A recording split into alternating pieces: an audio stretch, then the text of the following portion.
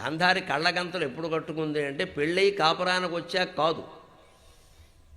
ఆవిడ సాధ్వీత్వం అంత మాత్రం కాదు, ఆవిడ నిజంగా చాలా విశాలంగా ఆలోచించింది. ఆవిడ ఈవేళ కాపురాలకు కూడా చాలా ఉపయోగించే మాట ఇది.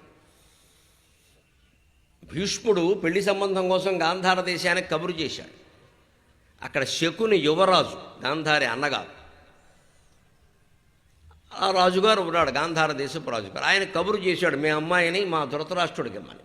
వాళ్ళు శంకించారు, ఎందుకంటే అంధుడు తెలుసు అప్పటికే, అంధుడికి పిల్లనిస్తామా అన్నారు అని.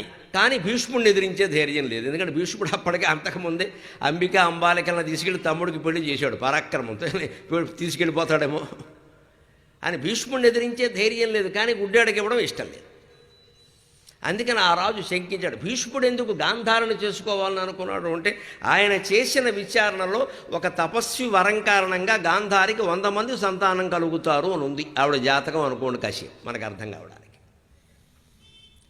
నాకు అటువంటి కోడలు కావాలి అన్నాడు భీష్ముడు. ఎందుకంటే అప్పటికే వంశం అనేక విధాలుగా భ్రష్టం అయిపోయింది. ఇక్కడ సత్యవతీదేవి పిల్లలిద్దరూ విచిత్ర వీరుడు చిత్రాంగదులు చనిపోయారు. వాళ్ళకి ఏదో వ్యాస సమాగమం వల్ల వేరే పాండురాజు ధృతరాష్ట్రుడు పుట్టారు. ఇక ఈ ధృతరాష్ట్రుడికైనా సరైనటువంటి సంతానాన్ని కలగలిగిన స్త్రీ లేకపోతే ఎందుకని భీష్ముడికి అనిపించి, అసలు ఎవరు ఎక్కువ సంతాన యోగం ఉన్నవాళ్ళు ఎవరో చూడండి అని కొంతమంది బ్రాహ్మణులను ఏర్పాటు చేస్తే, వాళ్ళు మొత్తం ముహూర్తాలు జాతకాలన్నీ తంత్రశాస్త్రాలన్నీ తిరిగేసి గాంధార దేశంలో ఉందండి అమ్మాయి తిరుగులేదు, మీకు 100 మంది సంతానం ఖాయమన్నారు.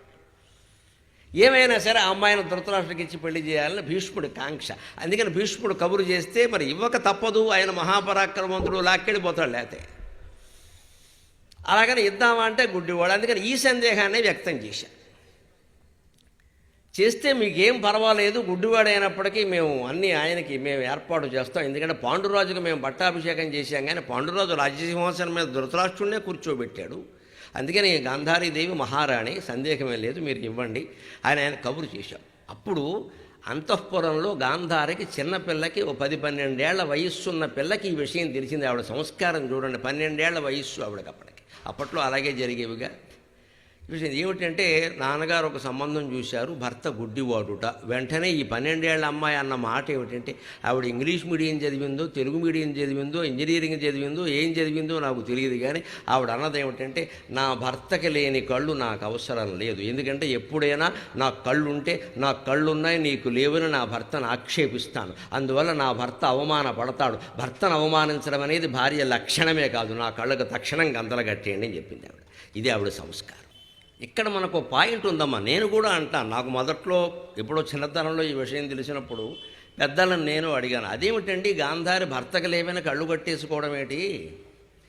ఆవిడ కళ్ళు ఉంటే భర్తకి సేవ చేయగలుగుతుంది కదా, ఆవిడ కూడా కట్టేసి కూర్చుని వీళ్ళిద్దరికి వేరే వాళ్ళు చేయాలి కదా, అదేమి ధర్మం? ఇలా చేసి ఉండాల్సిందే అంటే, మా పండితుల వారు, మహాపండితులు వారు మాకు చక్కగా చెప్పారు, ఎవరే అబ్బాయి నీలాంటి ఇల్లు నాలాంటి ఇల్లు కదలా, మన ఇంటికి పని మనుషులే రాయినా సేవకులు ఎక్కడ ఉంటారు, వాళ్ళది మహారాజు కుటుంబరా, ధృతరాష్ట్రుడికో 25 మంది, గాంధారికో 25 మంది ఉన్నారు, నువ్వు నేను సేవ చేయక్కర్లేదని చెప్పాడు. అది విషయం, అది రాజకుటుంబం, వాళ్ళకి ఎవరు సేవ చేసేవాళ్ళు ఉంటారు. గాంధారి భర్తకేనో ఆయన భర్తకి అవసరాలు చూడక్కల, అన్నాలో వీడు భార్యలు వడ్డించారు రాజకుటుంబాల్లో.